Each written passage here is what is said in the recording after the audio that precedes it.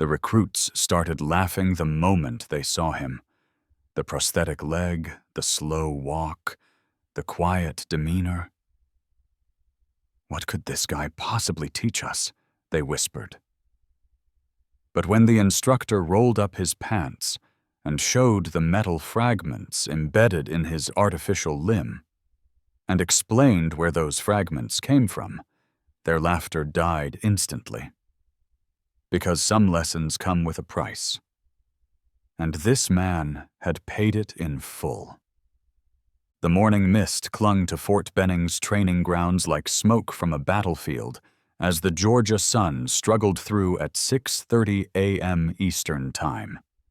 22 recruits from the U.S. Army's Advanced Combat Training Program assembled on the concrete formation pad, their boots echoing against the surface in sharp, rhythmic clicks that cut through the humid morning air. Among them stood 4 soldiers whose arrogance had already marked them as trouble. Private Johnson from Detroit's East Side, 19 years old, with the kind of street swagger that made drill sergeants either break him or promote him.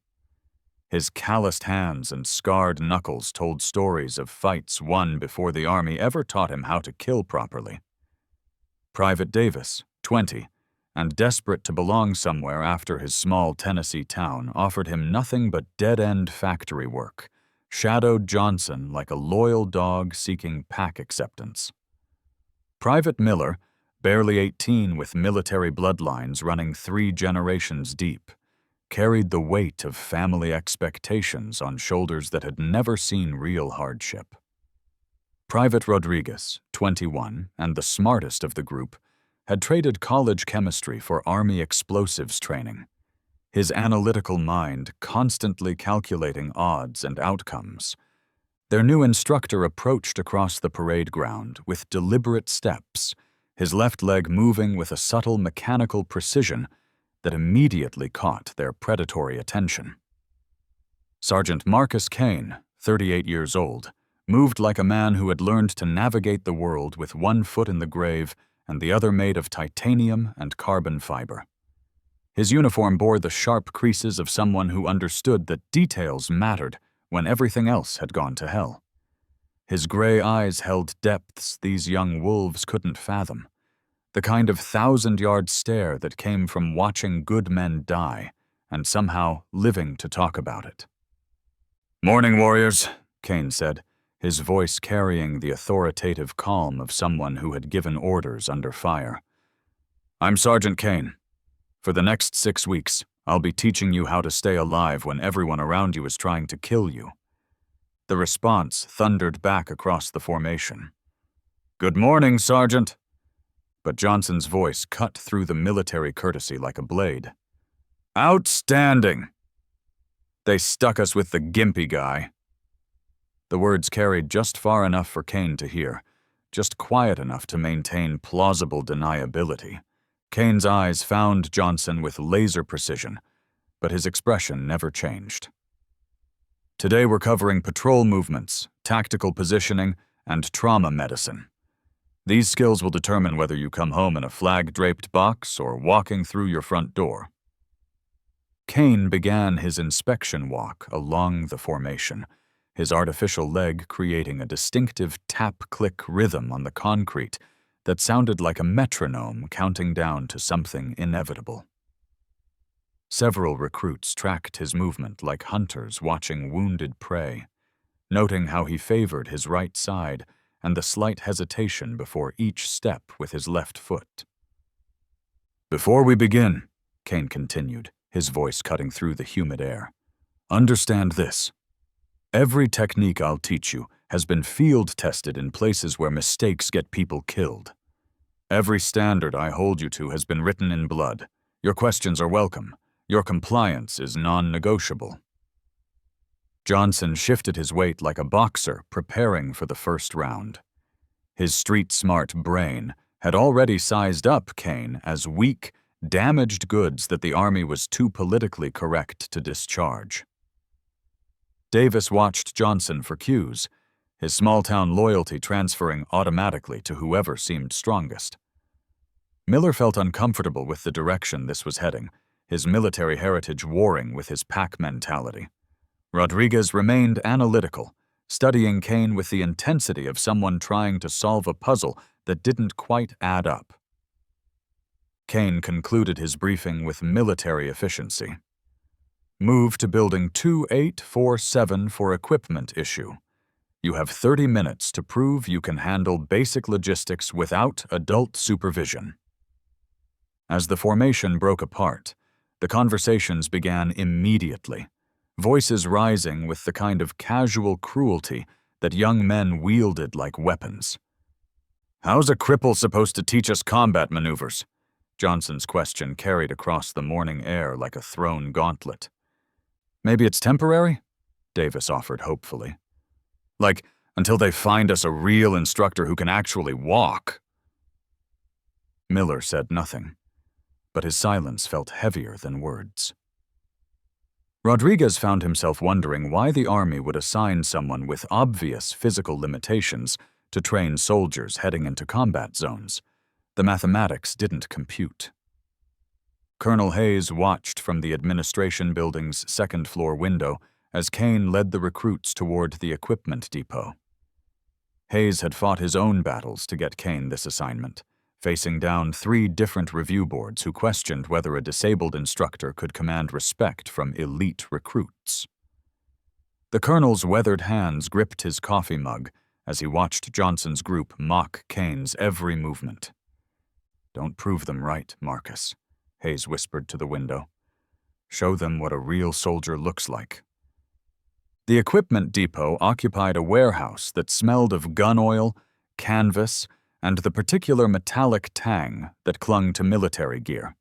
At 8 a.m. Eastern Time, Kane led the recruits through systematic distribution of combat equipment, his explanations carrying the weight of experience that textbooks couldn't teach. "Your individual first aid kit contains combat tourniquets, hemostatic gauze, and pressure bandages," Kane said, holding up each item with the reverence of someone who understood their life-saving potential. In a firefight, these 3 items are the difference between bleeding out in a ditch and making it to the casualty collection point. The depot's narrow aisles created natural choke points, and Kane's prosthetic made quick direction changes challenging. Several recruits interpreted this as evidence of general incompetence rather than simple physical accommodation. When Kane took extra time navigating around equipment pallets, Davis made exaggerated gestures suggesting impatience. When Johnson accidentally positioned his gear bag directly in Kane's path, forcing the instructor to alter his route, the young soldier's smirk was impossible to miss. "My bad, Sergeant," Johnson said with theatrical innocence. "Didn't see you hobbling up there." Kane absorbed the insult without reaction, but Rodriguez noticed how the instructor's jaw muscles tightened and how his hands remained rock-steady despite obvious provocation. The man had serious self-control. Despite the constant testing, Kane demonstrated encyclopedic knowledge of every piece of equipment in the depot. His explanations went beyond regulation specifications to include practical applications that could only come from real-world experience. When Kane explained radio communication procedures, he included details about signal propagation in urban environments and electronic warfare countermeasures that weren't covered in any manual Rodriguez had read. When he demonstrated proper medical kit organization, he described casualty scenarios with clinical precision that suggested he had treated real wounds under real fire. Miller began noticing these details despite his reluctance to challenge group dynamics. Kane wasn't just reciting information. He was sharing hard-earned knowledge that could save lives. But Johnson and Davis remained focused on perceived weakness rather than demonstrated competence. "Dude's probably never seen combat," Johnson whispered, during a moment when Kane was helping another recruit with equipment adjustment. "They probably stuck him in some rear echelon job where he couldn't hurt himself." At 9:30 a.m., they moved to the outdoor training area for practical exercises. The Georgia heat was building toward the kind of oppressive humidity that made gear feel twice as heavy and tempers run shorter. Kane had designed a tactical course that would test their ability to move through varied terrain while maintaining proper spacing and communication protocols under stress. The objective, Kane explained, standing beside a detailed sand table model, is to move your four-person teams from the starting point to the objective while maintaining security and communication. This is not a speed drill. Rushing gets people killed. Your job is to demonstrate that you can think and move simultaneously. Johnson's hand shot up with challenge written across his features. "Sergeant, will you be running this course with us, or just watching from the sidelines?" The question hung in the air like a trap waiting to be sprung. Kane detected the underlying challenge, but responded with professional calm. "I'll be observing from multiple positions along the route. My job is to evaluate your performance and identify weaknesses before they get you killed. Your job is to prove you're worth the investment." What followed was a masterclass in psychological warfare. The recruits moved through the exercise with exaggerated caution whenever Kane was visible, treating him like delicate equipment that might break if jostled.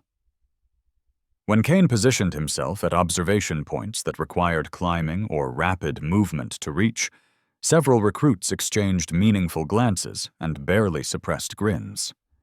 Davis actually asked, loud enough for the entire group to hear, "Should we adjust the pace so everyone can keep up?"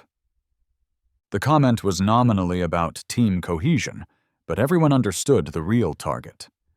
Kane absorbed the insult like a professional, continuing to provide clear, constructive feedback despite obvious provocation. But Rodriguez could see tension building in Kane's posture, the way his voice remained artificially controlled despite mounting pressure. The morning session concluded at 11 a.m., with Kane dismissing them for lunch. "Formation at 1 p.m. for advanced urban combat movements. Come prepared to learn something that might save your life." As the recruits dispersed toward the dining facility, their conversations grew bolder with distance from authority.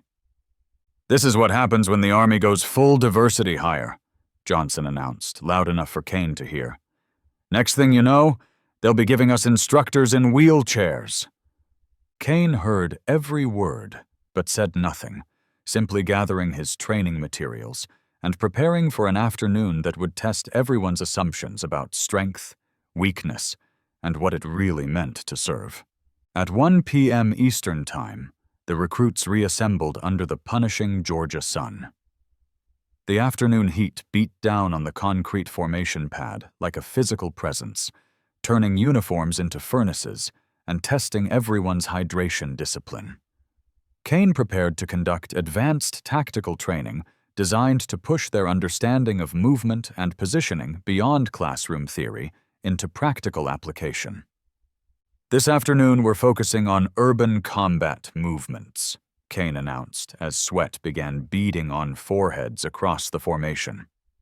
"You'll learn how to move as a unit through complex terrain while maintaining security and mutual support under pressure." Kane had constructed a training area that simulated the kind of urban nightmare that had defined modern warfare. Building facades riddled with windows that could hide snipers, narrow alleyways that could become kill zones, and various obstacles that required careful coordination between team members.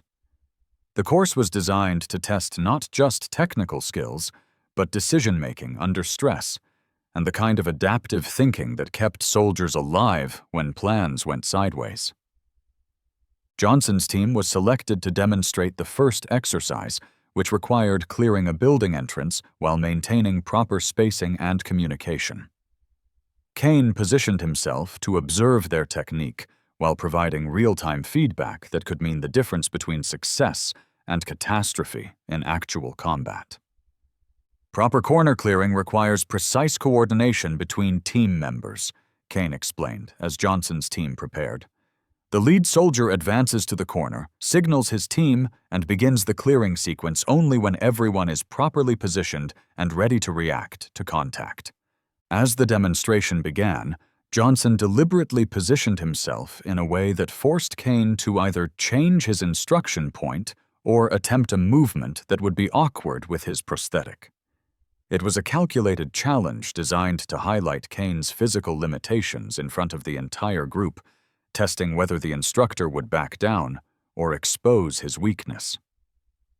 "Sergeant," Johnson said with theatrical concern, his voice carrying across the training area, "maybe someone else should demonstrate this part. You know, someone who can actually move fast enough to stay alive in a real firefight." The training ground went completely silent. Even the distant sounds of other training activities seemed to fade, as every recruit realized they had just crossed a line that separated challenging authority from open insubordination. Davis looked uncomfortable with the direct nature of Johnson's challenge. Miller felt his stomach drop as he realized they were about to face consequences that could end their military careers. Rodriguez understood immediately that Johnson had just made a critical tactical error that would have serious repercussions. Kane studied Johnson for a long moment, his expression unreadable as a poker player calculating odds. When he spoke, his voice remained calm, but carried an edge that made several recruits unconsciously straighten to attention. "Private Johnson, are you questioning my ability to train you for combat operations?" Johnson's confidence wavered slightly as he realized the magnitude of what he had just said, but his pride wouldn't let him back down now.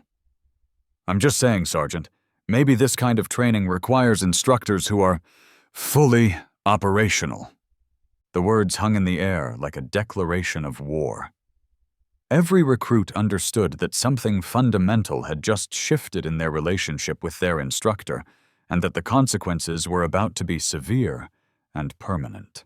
Kane nodded slowly, as if carefully considering Johnson's challenge. Then he did something completely unexpected that would haunt these soldiers for the rest of their military careers. He smiled. "You know what, Private Johnson? You might be absolutely right."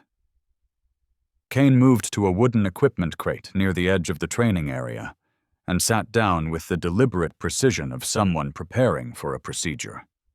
"Maybe you all deserve to understand exactly what fully operational means in the real world." Kane began unlacing his left boot with methodical slowness, his movements watched by 22 increasingly nervous recruits who were beginning to realize they might have pushed their instructor beyond a point of no return.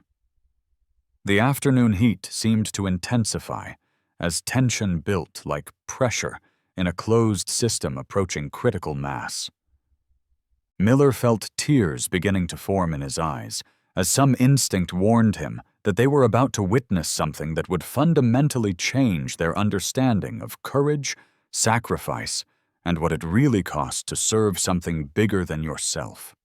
"Gather around," Kane said quietly, his voice carrying complete authority despite its gentle tone.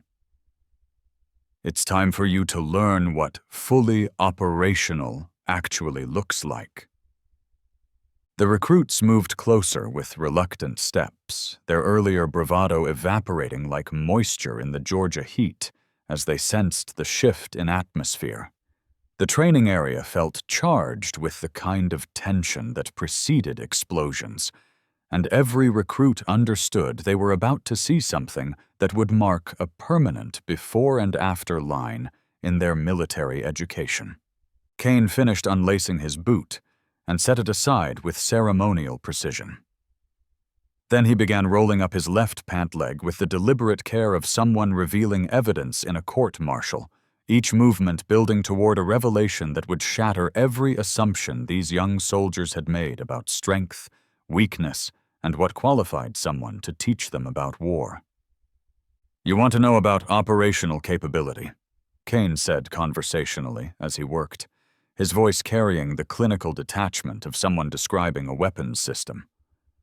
"About what qualifies someone to train soldiers for combat operations." That's actually an excellent question that deserves a complete and detailed answer.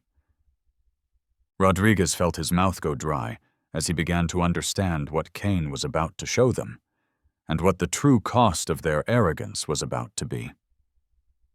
The prosthetic leg became visible first, sleek titanium and carbon fiber construction that represented cutting-edge military medical technology, the kind of equipment that cost more than most soldiers made in a year. But as Kane continued rolling the fabric higher, other details emerged that made several recruits involuntarily step backward as if physically struck. The attachment point, where the prosthetic connected to what remained of Kane's leg, showed scarring that spoke of massive trauma survived through willpower and surgical skill. The tissue around the connection was discolored and twisted, bearing permanent marks of reconstruction that had required multiple operations and months of rehabilitation. But worse than the scars were the small metallic objects embedded in the flesh around the attachment site, fragments that caught the afternoon light like deadly jewels, each one a piece of the bomb that had tried to kill him. "Sweet Jesus," Rodriguez whispered, forgetting military protocol entirely as the magnitude of what he was seeing hit him like a physical blow. Kane heard him, but continued his deliberate revelation with the patience of someone who had learned that some lessons could only be taught through demonstration. "These fragments," he said, pointing to the largest piece of metal visible just below his knee, came from an improvised explosive device. IED, for those tracking terminology. This particular device was buried beneath a road in Helmand Province, Afghanistan, and detonated at precisely 2:23 p.m. local time on March 15, 2019. Johnson's mouth had gone completely dry as he realized this was nothing like the confrontation he had imagined when he started challenging Kane's authority. This was something far more serious and personal than he had ever intended to provoke. The blast was designed specifically to disable armored vehicles, Kane continued in the same conversational tone, as if discussing routine maintenance procedures. The explosive force was sufficient to flip a 4-ton up-armored Humvee completely over and embed metal fragments in human tissue at velocities exceeding 800 feet per second. He pointed to another fragment, this one smaller but clearly visible against the scarred tissue, like evidence in a crime scene. "This piece here traveled through my leg and into the vehicle's fuel system, creating a puncture that started an electrical fire. Based on fuel load and environmental conditions, that fire would have killed everyone inside the vehicle within approximately 4 minutes. Miller realized he was holding his breath and forced himself to exhale. But the action did nothing to relieve the crushing weight that had settled on his chest as he began to understand the implications of what Kane was describing. Kane's finger moved to a third fragment, this one positioned near the back of his knee like a piece of shrapnel frozen in time. This one severed the primary artery in my leg. Medical analysis conducted after the incident determined that I had approximately 3 to 4 minutes of useful consciousness remaining before blood loss would have rendered me incapable of coordinated action. The silence stretching across the training ground was absolute now, so complete that even the distant sounds of other training activities seemed muted, as if the entire base was holding its breath in recognition of what was being revealed. "So here's where the situation becomes tactically interesting," Kane said, his voice maintaining the same steady instructional tone he had used throughout the day, as if he were explaining equipment specifications rather than describing the moment he had been forced to choose between his own life and the lives of his soldiers. "I found myself faced with a decision that required immediate resolution under extreme time pressure. Option 1. focus on my own medical emergency, attempt to reach safety, and hope that other personnel would handle the vehicle extraction. Option 2, accept that I was going to lose this leg and use those remaining minutes to accomplish something more important than my own survival. Davis realized he was trembling and clenched his fists to stop it, but nothing could prevent the full-body reaction to understanding what Kane was describing. The cold mathematics of combat, where lives were measured in minutes and decisions had permanent consequences. The blast had jammed the Humvee's doors shut, due to frame distortion from the explosion and rollover. Standard extraction procedures weren't viable, given the time constraints and available resources. The electrical fire was spreading toward the fuel system with predictable and catastrophic consequences for anyone still trapped inside. Kane tapped his artificial leg with clinical precision, the sound of metal on titanium ringing like a bell across the silent training ground. I realized that the most effective tool available for forcing the damaged doors open was the human body, specifically the mechanical leverage that could be generated by using bone and muscle tissue as components in an improvised prying system. Rodriguez felt cold understanding beginning to dawn like a horrible sunrise, and he found himself hoping desperately that he was wrong about where this explanation was heading, even though he knew with scientific certainty that Kane was about to describe something that would haunt him for the rest of his life. I used what remained of my destroyed leg as a fulcrum and lever system, Kane continued with matter-of-fact precision that made the horror even more real.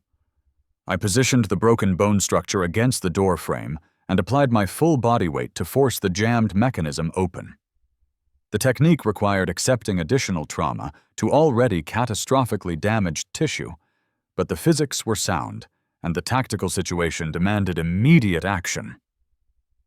Johnson realized his hands were shaking uncontrollably and shoved them into his pockets, but nothing could stop the trembling that had begun in his core as he understood that Kane was describing using his own destroyed leg as a tool to save other people's lives.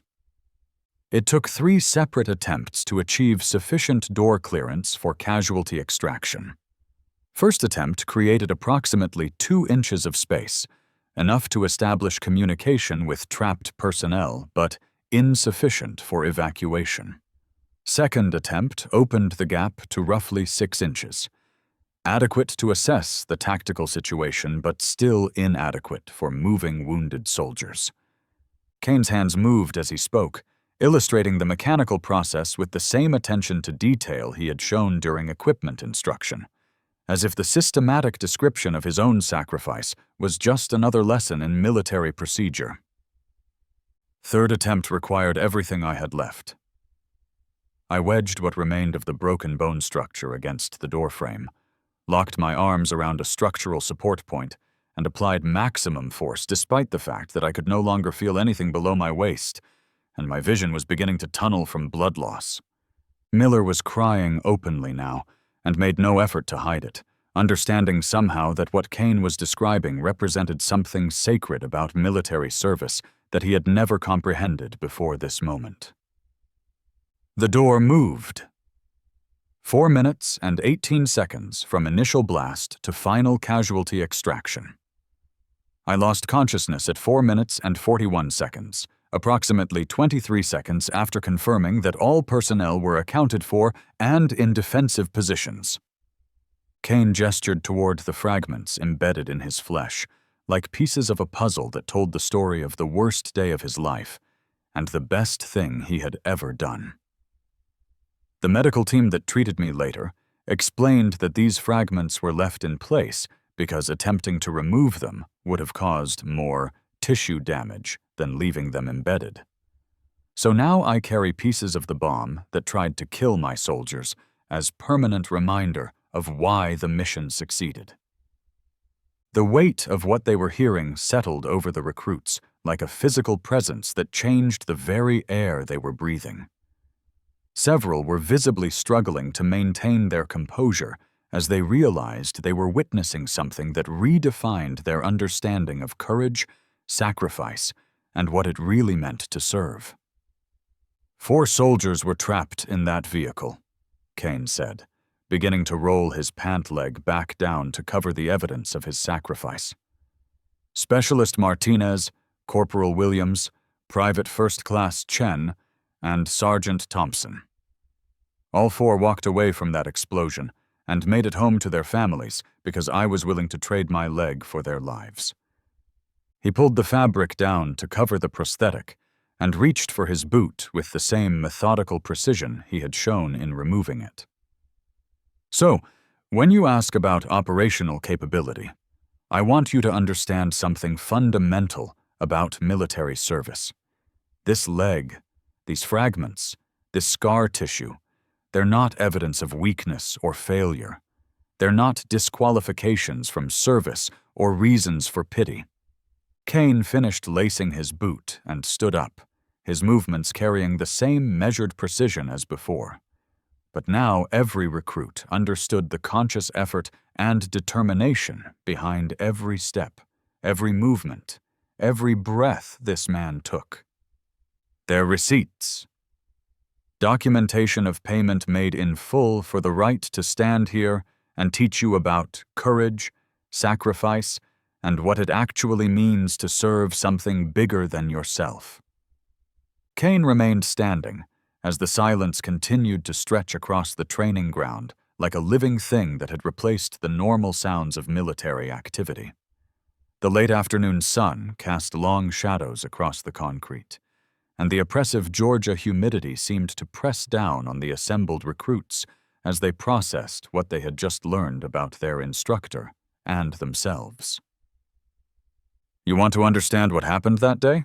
Kane asked, looking around at their faces with the patience of someone who understood that some stories could only be told once and had to be told completely.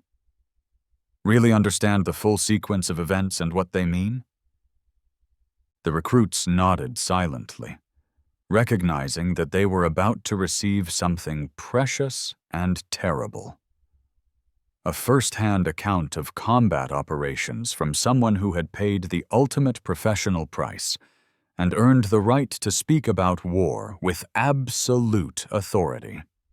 March 15th, 2019. 2:23 p.m. Afghanistan time. Helmand Province, Kane began, his voice taking on the precise cadence of an after-action report delivered to investigators who needed to understand exactly what had happened and why. My team was conducting a routine patrol as part of ongoing operations to maintain contact with village leadership and gather intelligence on insurgent activity in the region. Kane's hands moved unconsciously as he spoke, illustrating positions and relationships with the automatic gestures of someone who had briefed this mission hundreds of times in his own mind. 4 soldiers under my direct command. Specialist Martinez, 23 years old, radio operator, 3rd deployment, absolutely reliable under pressure.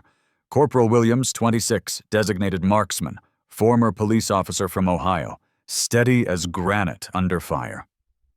Private First Class Chen, 19, combat medic, young, but he'd treated enough casualties to know his job inside and out. Sergeant Thompson, 28, team leader for our partner element, been in country longer than any of us, knew the terrain like his hometown streets.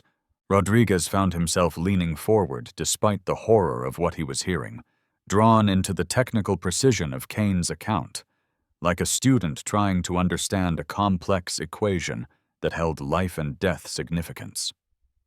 The IED was what we classified as professionally constructed, Kane continued, his clinical description forcing them to confront the brutal reality that someone had spent considerable time and resources specifically planning to kill him and his soldiers. Military-grade explosives with sophisticated triggering mechanisms, proper burial techniques, optimal placement for maximum effectiveness. Someone with formal demolitions training and significant resources had invested serious time and effort into this operation. Kane's voice remained steady, but Rodriguez noticed how his hands clenched slightly as he continued the narrative. Post-blast analysis indicated advanced knowledge of our patrol routes, vehicle specifications, and tactical procedures. The device was positioned at exactly the optimal point on our route to maximize casualties while minimizing their own exposure to retaliation. Johnson forced himself to ask, "How do you know all that technical stuff?"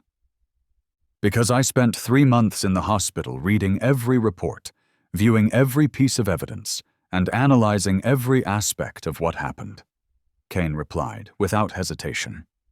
"When someone tries to kill you and your soldiers, you make it your business to understand exactly how they did it and why they succeeded." Kane's clinical description continued with the methodical precision of someone who had reviewed these events thousands of times. The explosion flipped our up-armored Humvee completely over and threw it approximately 15 feet from the blast point into a drainage ditch beside the road. I was ejected during the rollover sequence and landed roughly 8 feet from the vehicle. Conscious, but with catastrophic lower body trauma, Miller realized he was holding his breath again and forced himself to breathe normally, though nothing could relieve the tension that had settled into his chest like a physical weight. The first thing I noticed wasn't my leg. It was the smell. Fuel, hot metal, electrical components burning, and something else I couldn't immediately identify. Kane paused, his eyes taking on the distant look of someone accessing traumatic memories with clinical detachment. Then I realized what the other smell was. Electrical fire. The blast had severed our primary wiring harness, and the entire electrical system was shorting out inside a confined space that was rapidly filling with fuel vapor from damaged lines. Kane's voice remained steady, but his hands moved constantly as he spoke, illustrating relationships and positions with the unconscious gestures of someone who had lived through this sequence of events and survived to analyze them. I attempted to stand and immediately understood that my left leg was no longer functional. Not damaged. Completely destroyed. I could see bone fragments, arterial bleeding, and tissue damage that required immediate medical intervention. But I could also see movement inside the vehicle, which meant at least some of my soldiers were alive and conscious. Davis found his voice despite the tightness in his throat. "What did you do first?" "Standard operating procedure," Kane replied immediately, his training evident in the systematic approach he had maintained even under catastrophic circumstances. "Attempted to establish radio contact with higher headquarters, assessed the immediate tactical environment for additional threats, and began casualty evaluation and triage procedures." Kane's professional competence was evident even in his description of the worst moment of his life. But our primary radio had been damaged in the blast. We were in a tactically vulnerable position beside the road, and my own medical condition was deteriorating at a rate that would soon render me combat ineffective. Kane's systematic analysis continued with the precision of someone who understood that every detail mattered when lives hung in the balance. I could hear Martinez calling for assistance from inside the vehicle. Williams appeared to be unconscious, but was breathing regularly. Chen was conscious and attempting to provide medical treatment to Thompson, who had sustained significant shrapnel wounds to his torso and extremities. Johnson forced himself to ask the question that was terrifying him. "How long did you have before?" "Before blood loss rendered me unconscious and effectively removed me from the tactical equation." Kane finished the question with clinical precision. "Based on the rate of arterial bleeding and the extent of tissue damage, I estimated 3 to 4 minutes of useful function remaining, possibly less if I engaged in strenuous physical activity." The mathematics of the situation were brutal and unforgiving. Kane had been forced to make life or death decisions for multiple people, while his own life was being measured in minutes by an internal countdown he could feel, but couldn't stop. The vehicle had landed on its left side in the drainage ditch, which meant the doors on the bottom were partially buried in mud and debris from the explosion. The doors on the upper side were accessible, but the frame had been twisted during the rollover sequence, jamming them completely shut. Kane's hands moved to illustrate the mechanical problems he had faced, each gesture precise and technical. I attempted everything I could think of, using rocks and debris as improvised levers, pieces of vehicle equipment as crowbars, even trying to break the windows with available tools and materials. Kane gestured to indicate the futility of those attempts. Military vehicle glass is designed to withstand small arms fire and explosive fragmentation. It's not something you can break with improvised tools, regardless of motivation or desperation. Rodriguez felt his stomach turn as he began to understand the horrible logic of what had happened next. So that's when you decided to use your leg. Kane was quiet for a moment, his expression showing the weight of that decision and its permanent consequences. Private Rodriguez, I want you to understand something about that moment. I didn't decide to sacrifice my leg for their lives. I decided to use the only tool available that was strong enough to force those doors open.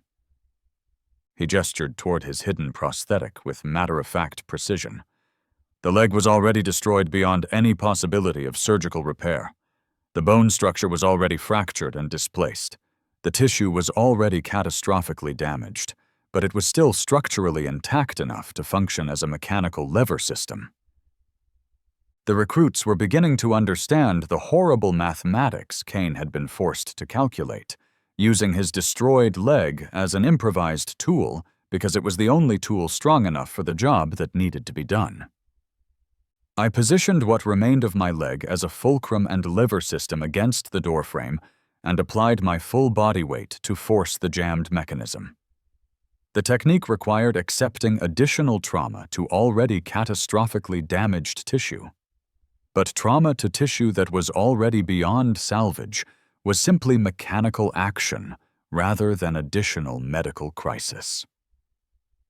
Kane's hands moved to illustrate the extraction process with the same attention to detail he had shown during equipment instruction. 3 attempts to achieve sufficient door clearance. First attempt, approximately 2 inches of space, enough to establish communication with trapped personnel and assess their condition, but insufficient for evacuation procedures. Kane's voice carried quiet professional pride as he described the systematic approach that had made the impossible possible. Second attempt, roughly 6 inches of clearance, adequate to visually assess the tactical situation inside the vehicle and begin coordinating evacuation procedures, but still insufficient for moving wounded personnel safely. Miller was crying openly now, understanding somehow that Kane was describing the most heroic action he would ever witness, even in second-hand narrative form. Third attempt, used everything I had remaining. I wedged the broken bone structure against the doorframe, locked my arms around a fixed structural support point, and applied maximum leverage despite the fact that I could no longer feel anything below my waist and my vision was beginning to narrow from blood loss and shock. Kane's voice carried the satisfaction of mission accomplishment as he described the successful outcome. The door moved. Martinez came out first. He was closest to the opening and had the least severe injuries, so he could immediately begin assisting with the other casualties. Williams came out second. He was unconscious but medically stable and could be moved safely with minimal risk. The systematic precision of Kane's account highlighted the professional competence that had made the rescue possible despite catastrophic circumstances that should have killed everyone involved. Chen and Thompson came out together because Chen was providing continuous medical treatment for Thompson's chest wounds and didn't want to interrupt the medical intervention during the evacuation process. Kane's voice took on the tone of someone completing an official report. Total time from initial blast to final casualty extraction: 4 minutes and 18 seconds. I lost consciousness at 4 minutes and 41 seconds, approximately 23 seconds after confirming that all personnel were accounted for, medically stable, and in appropriate defensive positions. Rodriguez found himself doing the mathematical calculation that proved Kane had exceeded human performance parameters. But you said you only had 3 or 4 minutes before blood loss. Kane's smile was grim, but carried genuine satisfaction. Turns out the human body is capable of remarkable performance when mission requirements exceed personal survival considerations. I remained functionally effective for almost 2 minutes longer than medical theory suggested was physiologically possible. The weight of that achievement, human will triumphing over biological limitations through pure determination, settled over the recruits like a revelation about what military service actually meant when everything else was stripped away. The sun was beginning to set over Fort Benning, casting golden light across the training ground and creating long shadows that stretched toward the distant tree line like fingers reaching for something beyond sight. At 4:30 p.m. Eastern Time, Kane looked around at the 22 recruits who had been fundamentally transformed by the afternoon's revelation about courage, sacrifice, and what it really cost to serve something bigger than yourself. Kane stood slowly, his artificial leg positioning itself with practiced precision that now carried entirely different meaning for every soldier present. What had seemed like limitation and weakness that morning was now understood as evidence of extraordinary sacrifice and unshakable determination to continue serving despite paying the ultimate professional price. "So here's what happens next," Kane said, his voice returning to its instructional tone, but carrying authority that had been earned through revelation, rather than simply inherited through rank. "Tomorrow morning at 7 a.m., we restart this training program with complete understanding of why every technique matters, what the real stakes are, and what kind of soldiers you need to become to be worthy of the uniform you're wearing." He looked around the circle of faces, seeing young soldiers who had been transformed by genuine understanding of what military service actually meant when tested under the worst possible circumstances. The arrogance was gone, replaced by humility. The mockery was gone, replaced by respect that bordered on reverence. The casual attitude toward training was gone, replaced by understanding that lives depended on what they learned here and how seriously they took their responsibilities. Johnson stood first, coming to attention with precision and sincerity he had never demonstrated before in his life. His earlier cockiness had been completely replaced by something approaching awe for what he had witnessed. "Sergeant Kane, I don't know how to apologize for what we said today. There aren't words." Kane shook his head firmly, his expression serious but not unkind. "Private Johnson, I don't want your apology. Apologies are just words, and words don't save lives in combat. What I want is your complete attention, your maximum effort, and your absolute commitment to becoming soldiers who are worthy of the sacrifice that others have made to give you this opportunity to serve." One by one, the other recruits stood and came to attention, their movements reflecting genuine respect rather than mere military courtesy. Davis, Miller, and Rodriguez joined Johnson in formation. But now their posture carried weight and meaning that had been completely absent before Kane had shown them what real strength looked like. Rodriguez stepped forward slightly, his analytical mind still processing the implications of what he had learned. "Sergeant Kane, the other soldiers from that day, What happened to them after the incident? Kane's expression shifted, showing layers of pride, satisfaction, professional accomplishment, and the particular grief that came from understanding that some prices were paid forever. Martinez completed his medical recovery and specifically requested immediate return to active duty. He's currently a drill instructor at Fort Knox, training new soldiers who might face similar situations and need the kind of skills that saved his life. Kane's voice carried professional pride mixed with personal affection. Williams completed his deployment and chose to leave active duty when his enlistment period ended. He's working as a firefighter in Columbus, Ohio, using the emergency response skills and combat experience he gained in the Army to serve his community in a different capacity. Kane continued with obvious satisfaction. Chen used his GI Bill educational benefits to attend medical school after completing his military service. He's now a trauma surgeon at Walter Reed Medical Center, treating wounded soldiers and applying the medical knowledge he gained as a combat medic to save lives in a hospital setting. Kane paused, his voice catching slightly as he prepared to deliver news that carried both triumph and tragedy. And Thompson. Kane's voice grew quiet with the particular sorrow reserved for good soldiers lost. Thompson survived the initial incident and completed his medical recovery successfully.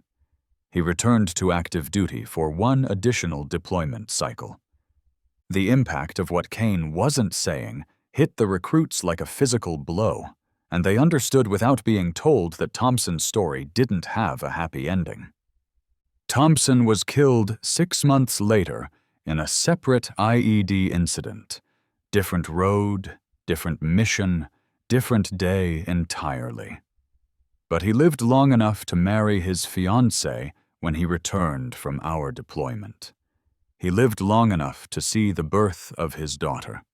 He lived long enough to write letters to that daughter, explaining why he believed in serving something bigger than himself.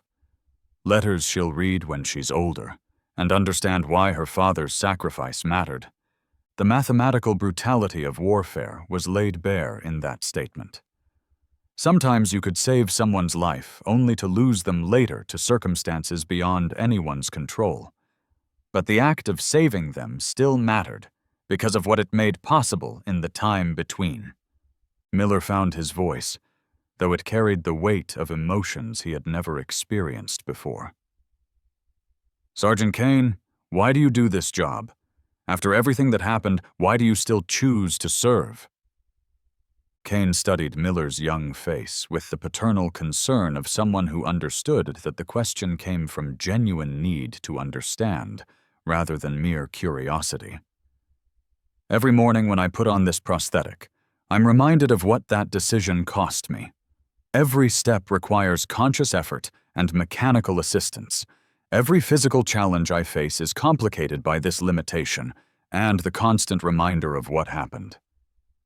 Kane gestured toward the training equipment around them, each piece now carrying different significance than it had that morning. But every time I see soldiers like you learning skills that might save lives someday, I'm reminded of what that decision made possible. 4 soldiers went home to their families because I was willing to pay a price. If my experience here helps train even one soldier who makes it home when they otherwise wouldn't have, then the price keeps paying dividends for as long as I can serve. Davis found the courage to speak, his small-town sincerity evident in his voice. Sergeant Kane, how do we make sure we're worthy of what you're teaching us? How do we make sure we don't waste what you've given us? Kane considered the question with the seriousness it deserved, understanding that these young soldiers were asking for guidance about how to transform their understanding into action. You start by understanding that every skill you master here, every standard you meet, every lesson you internalize makes you more valuable to the team that will depend on you someday.